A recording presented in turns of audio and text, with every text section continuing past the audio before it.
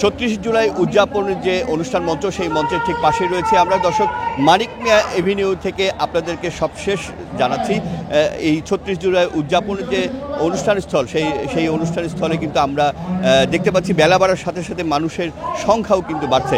আমরা এখানে দেখছি যে নানা শ্রেণী পেশার মানুষের সংখ্যা ক্রমেই বাড়ছে। আপনারা জানেন যে বিকেল ৫টা নাগাদ এই মঞ্চ থেকেই এই মানিক মিয়া এভিনিউয়ের যে সড়কে অস্থায়ী মঞ্চ সেই মঞ্চ থেকেই কিন্তু অন্তর্বর্তী সরকারের প্রধান উপদেষ্টা প্রফেসর মোহাম্মদ ইউনূস জুলাই ঘোষণাপত্র পাঠ করবেন।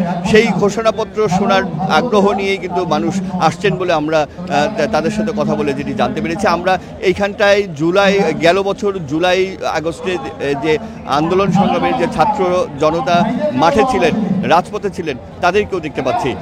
আমরা একটু সাধারণ মানুষের সাথে কথা বলতে চাই যে আপনারা এই এক বছর পরে আজকে যে ৩৬ জুলাই উদযাপন অনুষ্ঠানে এই অনুষ্ঠানে এসেছেন, কি উদ্দেশ্য নিয়ে, কি আকাঙ্ক্ষা নিয়ে এসেছেন?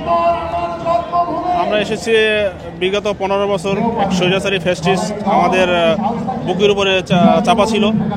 ওনারকে আমরা এই দিনেই ২০২৪-এর ৫ই আগস্ট আমরা উৎখাত করেছি। আমরা এখানে এসেছি বাংলাদেশ একটি বৈষম্যহীন বাংলাদেশ হোক, বাংলাদেশ সাম্যর বাংলাদেশ হোক, এখানে কোনো চাঁদাবাজি, রাহাজানি, খুন খারাপি না হোক, আমরা এর জন্য এখানে এসেছি। এবং এখানে আমাদের প্রধান উপদেষ্টা ডক্টর মোহাম্মদ ইউনূস ওনার যে জুলাই সনদ ঘোষণা করবেন, ওখানে আমরা এটাই প্রত্যাশা করি যাতে এই ঘোষণাগুলো থাকে, যাতে বৈষম্যহীন বাংলাদেশ হয়, চুরি, খুন, রাহাজানি এসব যাতে বন্ধ হয়, সেই ঘোষণায় আমরা এই জন্য এখানে এসেছি। ধন্যবাদ। দর্শক শুনছিলেন যে আসলে ৩৬ জুলাই উদযাপন অনুষ্ঠানে মানুষ এসেছেন কাঙ্ক্ষিত যে বাংলাদেশ, স্বপ্নের যে বাংলাদেশ, বৈষম্যহীন সাম্যের যে বাংলাদেশ, সেই বাংলাদেশ গড়ার প্রত্যয় নিয়ে, সেই বাংলাদেশ গড়ার আকাঙ্ক্ষা নিয়ে। আমরা দেখছি যে এখানে মানুষ আসছেন কিন্তু সপরিবারে, ছোট ছোট শিশু থেকে শুরু করে পরিবারের অন্যান্য সদস্যরা সবাই মিলে কিন্তু এইখানটায় এসে ভিড় করছেন। আমরা আরও একজনের সাথে একটু কথা বলতে চাই যে আপনার এইখানটায় যে জুলাই, এই যে তোমার কেমন লাগছে এখানে এসে? ভালো, আলহামদুলিল্লাহ ভালো লাগছে। ভালো লাগছে। জি। দর্শক ছোট ছোট শিশুরাও কিন্তু এখানে এসে যুক্ত হয়েছেন।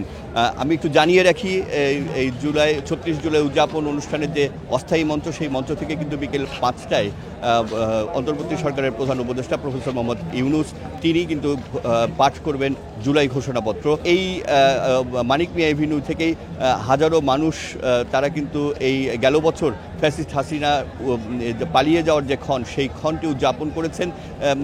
তারা প্রত্যেকে এই হেলিকপ্টার আকৃতির যে বেলুন, সেই বেলুন উড়িয়ে কিন্তু ২:২৫ মিনিটে ফ্যাসিস্ট হাসিনা পালিয়ে যাওয়ার যে ক্ষণ, সেই ক্ষণটি উদযাপন করেছেন। বেলা ১১টা থেকেই কিন্তু এই মঞ্চে নানান রকম গান পরিবেশন করা হচ্ছে এবং বিকেলের যে মূল অনুষ্ঠান জুলাই ঘোষণাপত্র পাঠ, তারপরে ড্রোন ড্রামার মাধ্যমে কিন্তু আজকের এই ঐতিহাসিক দিনটি শেষ হবে।